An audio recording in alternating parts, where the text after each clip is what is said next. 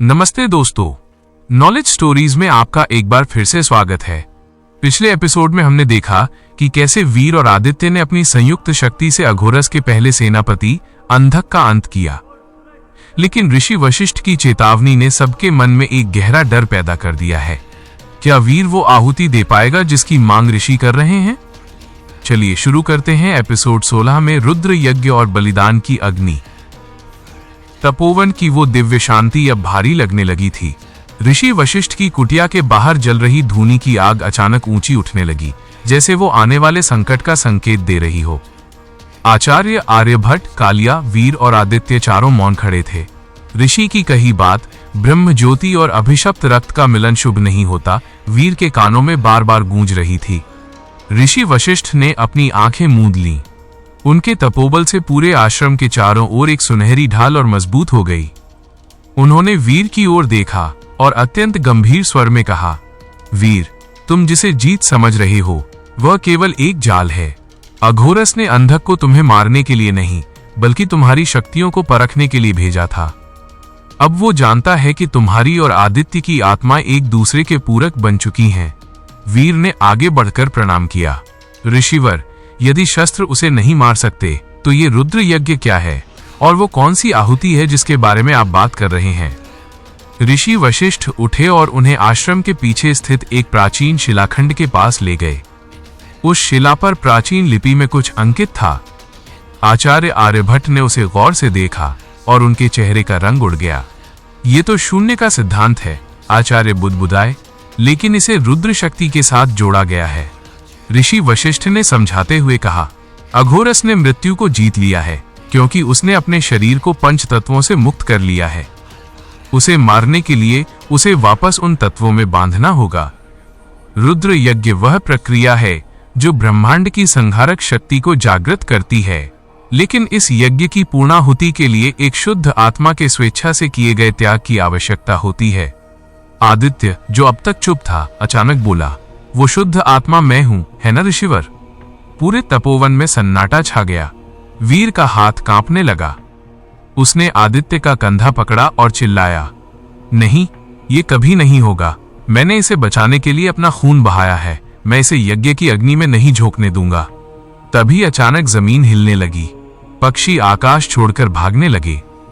कालिया ने अपनी गदा संभाली और जमीन पर कान लगाकर सुना। आचार्य, यह घोड़ों की टापें नहीं है, ये कुछ भारी है, बहुत भारी।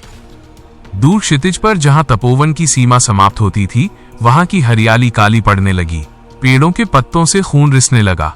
हवा का तापमान अचानक गिर गया और बर्फ गिरने लगी, लेकिन वो बर्फ सफेद नहीं बल्कि राख जैसी काली थी।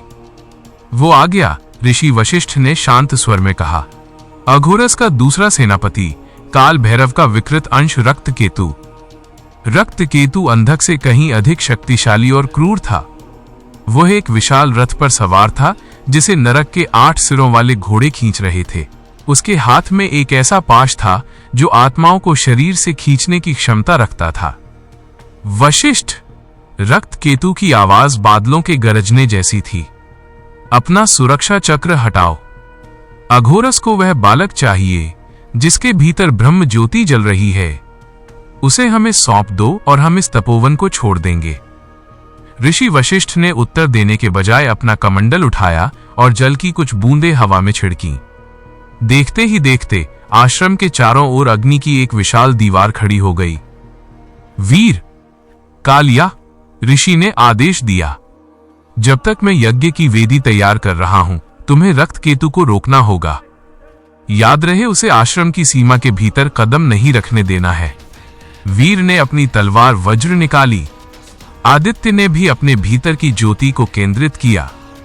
कालिया एक विशाल पत्थर की तरह द्वार पर खड़ा हो गया। रक्त केतु ने अपना पाश हवा में लहराया। सैकड़ों छाया सैनिक और कंकाल सेना झाड़ियों से निकलकर हमला करने लगी। कालिया ने अपनी गदा घुमाई और एक ही प्रहार में दर्जनों कंकालों को धूल में मिला दिया। जब तक कालिया जीवित है, कोई भी अंदर नहीं जाएगा। वीर बिजली की गति से आगे बढ़ा। उसका दाहिना हाथ, जो सुनहरी रेखाओं से चमक रहा था, अब पहले से कहीं अधिक स्थिर था। उसने देखा कि रक्त केतु का पाश सीधे आदित्य की ओर बढ़ रहा है।